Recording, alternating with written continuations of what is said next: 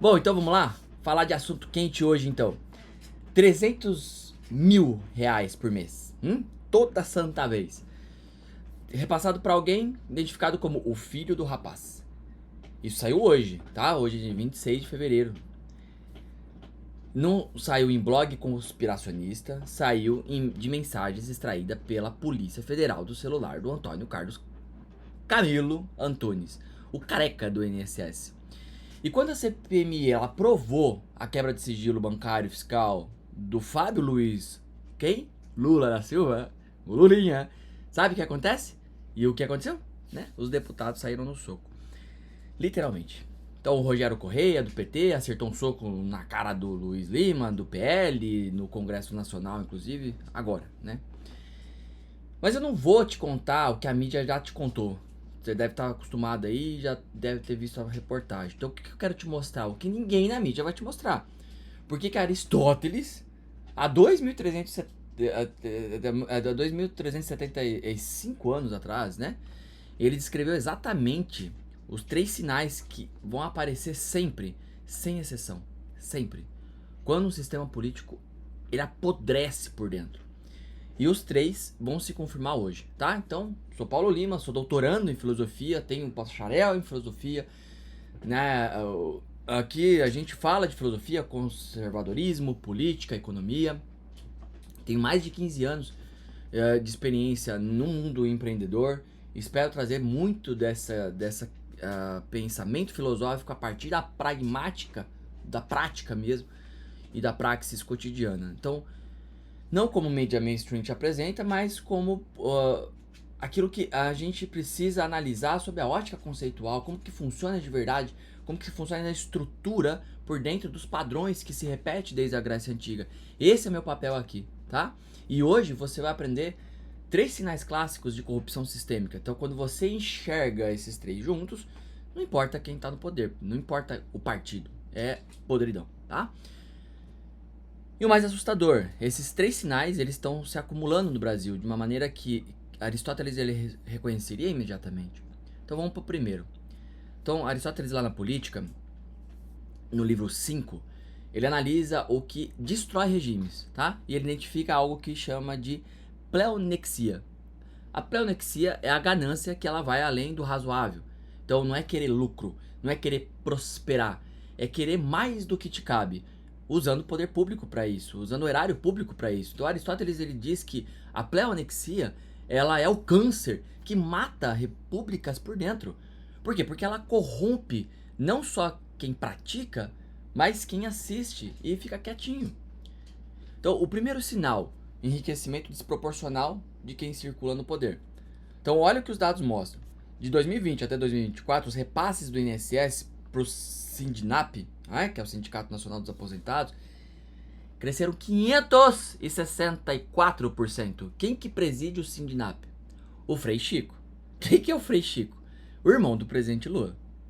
Ou irmão do Lula, né? É presidente e Lula na mesma frase, não dá certo, não combina. Então o careca do INSS, que operava o esquema de descontos fraudulentos em aposentadorias ali de milhões de brasileiros, ele tinha no celular o quê? Mensagem citando pagamento de 300 mil reais mensais para o filho do rapaz. E a Polícia Federal, ela interpretou que o filho do rapaz é uma referência direta a Lulinha. E agora, 2 ex-dirigentes do INSS estão preparando delação premiada para detalhar a participação do filho do presidente. Então, em outras palavras, dinheiro do aposentado, né, gente que ganha R$ 1.200 por mês aí, estava sendo descontado sem autorização para engordar o esquema que, segundo as investigações, chegava ali ao entorno direto do Palácio do Planalto, né? E Aristóteles ele chamaria isso de pleonexia, na sua forma mais destrutiva. Não é um funcionário corrupto, isolado. É um sistema onde o poder público ele vira instrumento de extração de riqueza privada. E quando o sistema ele funciona dessa forma, ele não para sozinho, ele se expande. Então, porque todo mundo que participa tem incentivo para proteger o esquema? Percebe? Qual que é o segundo sinal? Reação violenta, quando a investigação se aproxima. Então Aristóteles ele observou que tiranos e oligarcas corrompidos, eles não reagem com argumentos quando são investigados, eles reagem com a força. Volta lá pro sistema límbico ativado, a coisa vai pra dentro e reage de uma maneira extremamente primitiva, né? Literalmente. Tenta destruir o processo, tenta intimidar quem investiga.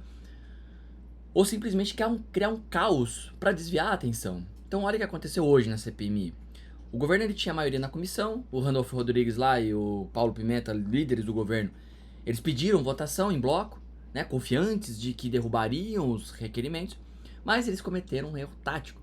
Eles não contaram com as astúcias dos votos dos presentes.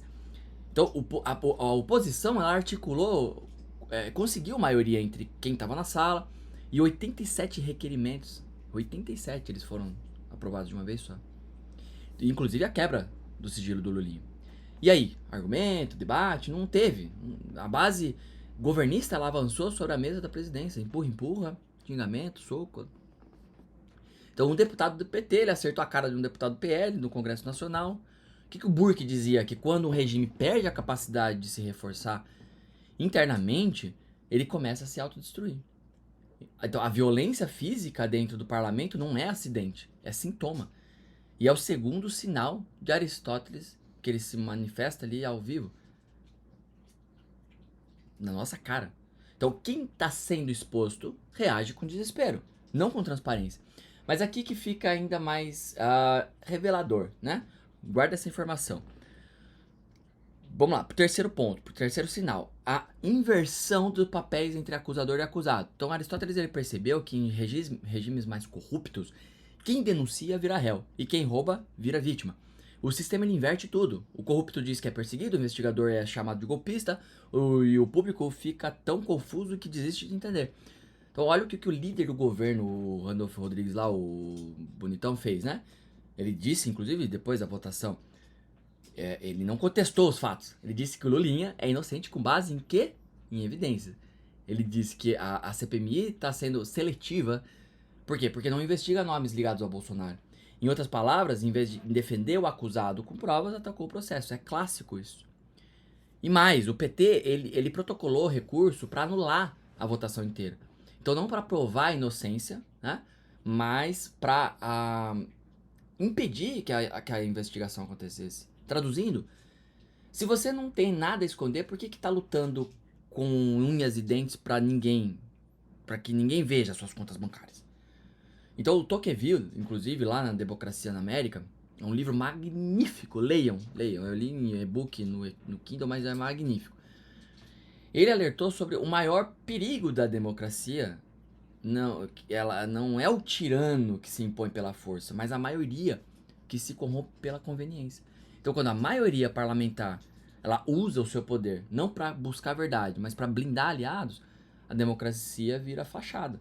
O nome continua democracia. O funcionamento já é oligarquia. Agora a gente vai para o que eu chamo de teste de promessa, tá? Então presta atenção nisso porque vai mudar como você enxerga tudo na política. Se você chegou até aqui, ó, 8 minutos, parabéns para você. Você é alguém que quer algo a mais. E continua andando com a gente. Eu não vou parar de colocar conteúdo. Só é difícil de ter motivação de estar sempre toda semana aqui alimentando para poucas moscas, né? E muito comentário de quem não pensa. Mas a gente vai chegar na seleção e vai chegar lá. É só uma questão de tempo e eu não desmotivar com o algoritmo ainda está encontrando o nosso público. Se você gosta de pensar sobre as coisas, você vai continuar aqui. Vamos lá. O Lula, ele disse, quando a operação sem desconto estourou, né, em dezembro de 2025, inclusive, ele apoiava totalmente a investigação. Isso foi uma promessa. Agora, vamos testar. Se apoia, por que o governo tentou impedir a quebra do sigilo do próprio filho? Se apoia, por que a base governista saiu no soco quando perdeu a votação? Se apoia, por que o diacho do PT quer anular a sessão? A promessa, apoio à investigação, entre aspas. Por quê? Qual que é o resultado observável? Uma obstrução em cada etapa. Quando o discurso e o resultado divergem, confia no resultado, sempre. Então, Aristóteles ensinou. A realidade, ela confirma todo dia. Mas como que te convenceram de que tudo isso é normal? 3 truques que vão sempre se repetir. O primeiro é autoridade sem evidência. Então você tem especialistas dizem que a CPMI é politizada. Quais especialistas? Com qual critério?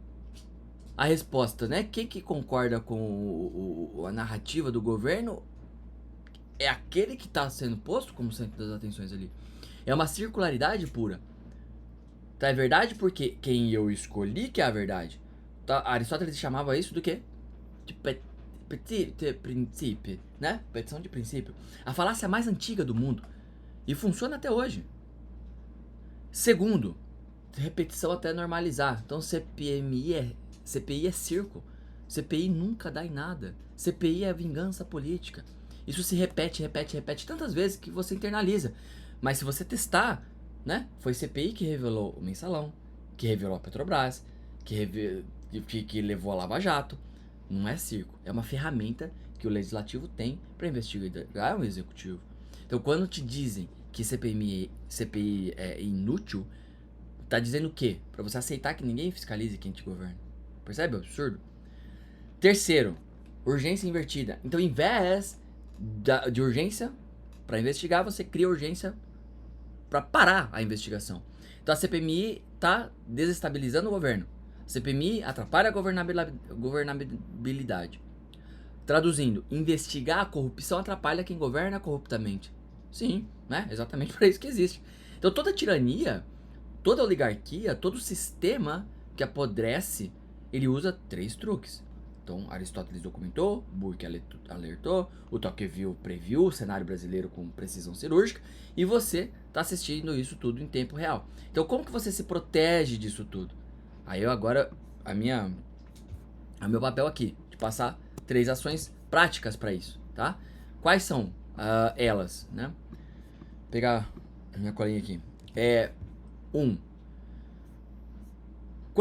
Quando algo se repete, né? Por exemplo, mensalão, dinheiro público ali desviado para o entorno do poder, petrolão, dinheiro público desviado para o entorno do poder, INSS, dinheiro de aposentado desviado para o entorno do poder, 3 vezes, né? Mesma estrutura, mesma causa, mesmo efeito. Então, quando você vê isso se repetir, não é coincidência, é como o sistema funciona. E quem muda o nome do esquema, a cada década, tá contando com a sua própria memória curta. 2. Testa toda a promessa política. O político diz, vou combater a corrupção. Qual que é o resultado observável? Em qual prazo? Se em 12 meses os indicadores de transparência não melhoraram, era mentira. Então não importa o discurso, não importa a intenção declarada. Resultado concreto é a única moeda que vale. E isso é um dos pilares do conservadorismo. Então, aplica isso para qualquer partido, qualquer governo, qualquer líder, sem exceção. Você vai ver o resultado. 2, 3. Exija evidência, ignore a autoridade. Quando alguém te diz, confia em mim, sua autoridade, desconfia. Porque Aristóteles, ele colocava essa como uma falácia de autoridade, né? E a autoridade legítima, ela não precisa pedir confiança. Ela se legitima apresentando dados, apresentando contas, né? Expondo os processos. Então, quem pede que você confie, sem verificar, está pedindo que você seja súdito. Um súdito normal, não um cidadão. Então, Aristóteles fez Atenas pensar, né? A realidade, ela faz a gente agir. Então, se você quer, por fim aqui, então, entender profundamente como que a filosofia clássica desmonta a política brasileira, e a imersão do Guardião é para você, tá? Guardião da Tradição, que é um curso que já está construído aqui, você já pode adquirir ele. Tá aqui no link da descrição, tá? São, assim, vários módulos aqui, baseado em mais de 15 anos de pesquisa acadêmica, em centenas de casos práticos que eu lidei com políticas públicas também. Não é para qualquer um, é para quem leva isso a sério, tá bem? Então o link tá na descrição, e se esse vídeo fez sentido para você, não deixa de assistir o próximo, onde eu vou mostrar como que Sócrates faria, né, perguntas sobre esses escândalos todos que estão acontecendo no Banco Master, INSS, que nenhum político conseguiria responder, tá? E como é isso, né? E como Aristóteles dizia lá na Ética a Nicômaco, a virtude ela é destruída pelo excesso e pela falta, e preservada pela moderação. Então, moderação de poder, moderação de ambição, moderação que o Brasil esqueceu. É isso. Seguir a novidade sem desprezar a tradição e a antiguidade. Um grande abraço e até a próxima oportunidade.